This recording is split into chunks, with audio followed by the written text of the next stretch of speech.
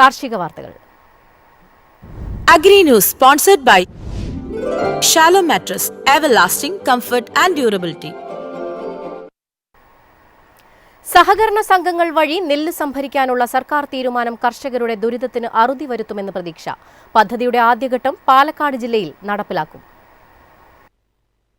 നെൽകർഷകർക്ക് ആശ്വാസ പദ്ധതിയുമായാണ് സർക്കാർ രംഗത്തെത്തിയിരിക്കുന്നത്. പ്രാഥമിക സഹകരണ സംഘങ്ങൾ വഴി നെല്ല് സംഭരിക്കാനാണ് തീരുമാനം. പാലക്കാട് ജില്ലയിലാണ് ആദ്യഘട്ടത്തിൽ പദ്ധതി നടപ്പിലാക്കുന്നത്. ബാക്കി ജില്ലകൾ നിലവിലെ രീതി തുടരും. സംഘങ്ങളെ കൊണ്ട് നെല്ലെടുപ്പിക്കുന്നതിനായി ചീഫ് സെക്രട്ടറിയും ഭക്ഷ്യ കൃഷി സഹകരണ സെക്രട്ടറിമാരും ചേർന്ന സമിതിയെ നിയോഗിച്ചു.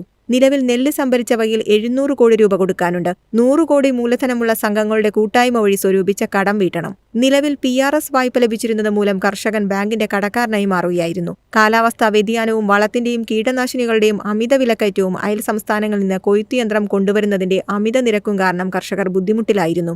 സർക്കാർ പ്രഖ്യാപിച്ച സംഭരണ വിലകളിൽ നിന്ന് താഴ്ത്തി മില്ലുടമകളും ഏജന്റുമാരും നെല്ല് സംഭരിച്ച് നിലവിലെ സംഭരണം അട്ടിമറിക്കാൻ നീക്കം നടത്തുന്ന സാഹചര്യത്തിൽ സർക്കാർ തീരുമാനം ആശ്വാസമാകും. News desk Myfin TV. തൊഴിലാളി ക്ഷാമം രൂക്ഷമാകുന്നു. കാപ്പി വിളവെടുപ്പ് നടത്താനാകാതെ കേരളത്തിലെ കർഷകർ പ്രതിസന്ധിയിൽ. വയനാട് മേപ്പാടി മേഖലയിലെ കാപ്പി കർഷകർ വലിയ ദുരിതത്തിലാണ്. വിളവെടുപ്പ് താമസിക്കുന്നതിലൂടെ പഴുത്ത കാപ്പി ഉണങ്ങി വീഴുന്ന അവസ്ഥയാണ്. ചെറുകിട ഇടത്തരം കർഷകർക്കാണ് പ്രതിസന്ധി നേരിടുന്നത്.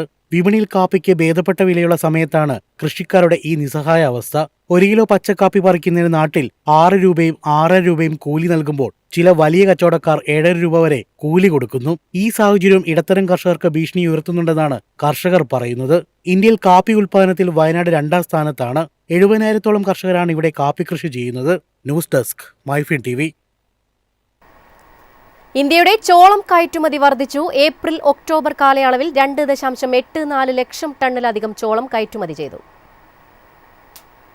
2024-25 5 വർഷത്തെ ഏറ്റവും താഴ്ന്ന നിലയിലേക്ക് താഴ്ന്ന ഇന്ത്യയുടെ ചോളം കയറ്റുമതി ഇപ്പോൾ തിരിച്ചുവരവിന്റെ പാതയിലാണ്.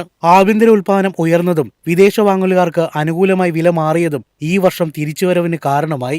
ഈ സാമ്പത്തിക വർഷം ഏപ്രിൽ ഒക്ടോബർ കാലയളവിൽ കയറ്റുമതിയുടെ അളവിൽ 20% വർദ്ധിച്ച് 2.84 ലക്ഷം ടണ്ണിൽ കൂടുതലായി. ഒരു വർഷം മുമ്പ് ഇത് 2.36 ലക്ഷം ടണ്ണായിരുന്നു. മൂല്യത്തിന്റെ അടിസ്ഥാനത്തിൽ ഏപ്രിൽ ഒക്ടോബർ കാലയളവിൽ ചോളം കയറ്റുമതി 28% വളർച്ച രേഖപ്പെടുത്തി. ഒരു വർഷം മുമ്പ് ഇത് $87.63 മില്യൺ ആയിരുന്നു. കഴിഞ്ഞ വർഷം ഉയർന്ന ആഭ്യന്തര വില കാരണം ചോളം കയറ്റുമതി ഗണ്യമായി കുറഞ്ഞതായി വിപണി വിദഗ്ധർ പറയുന്നു.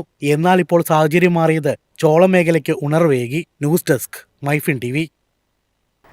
Agri News sponsored by Shallow Mattress, everlasting comfort and durability.